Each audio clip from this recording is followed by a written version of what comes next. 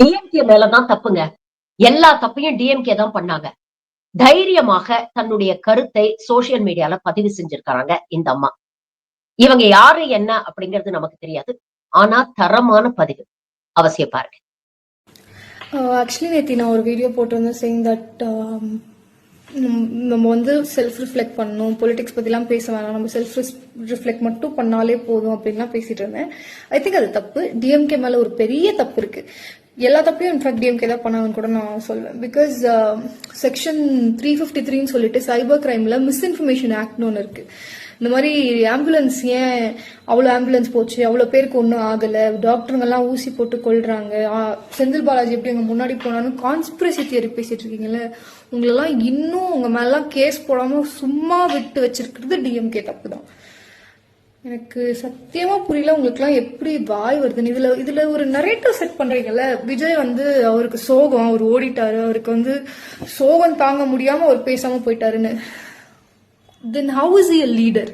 நீங்க எனக்கு இது புரியவே இல்லை. இப்போ இங்க இருக்கிற பொலிட்டிக்ஸ்ல இருக்க அத்தனை பேரும் ஜெயிலுக்கு போனவங்க, அடி வாங்கினவங்க, தடி அடி வாங்கினவங்க, போலீஸ் கிட்ட அடி வாங்கினவங்க, சிஎம்ஆ இருந்தவரும் போலீஸ் அடி வாங்கினவங்க ஜெயிலுக்கு போயிருக்காங்க. உங்க அண்ணா இந்த பிரச்சனைக்கே ஓடி போயிடுவாருன்னா அப்புறம் அவரை எப்படி நீங்க லீடர்னு கொண்டு வந்து உங்களுக்கு ஒண்ணு புரியுதா? அவருக்கு நீங்க மட்டும் ஓட்டு போடலடா, நானும் தமிழ்நாட்டுல தான் இருக்கேன், எனக்கும் ஒருவேளை உங்க அண்ணா சிஎம் ஆகி தொலைச்சா எனக்கும் தான் சிஎம் ஆகணும்.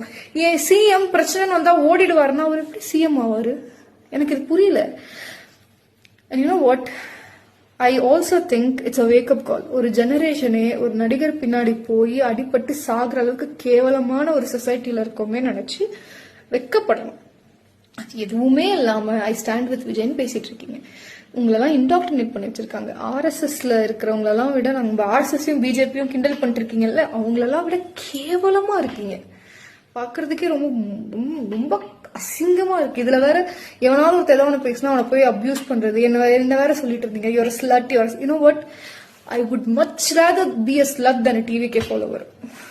டிவிகே ஃபாலோவரா இருக்கிறதுக்கு நான் ஒரு ஸ்லட்டா இருந்துட்டு போயிடுவேன், பரவாயில்லங்கிறேன்.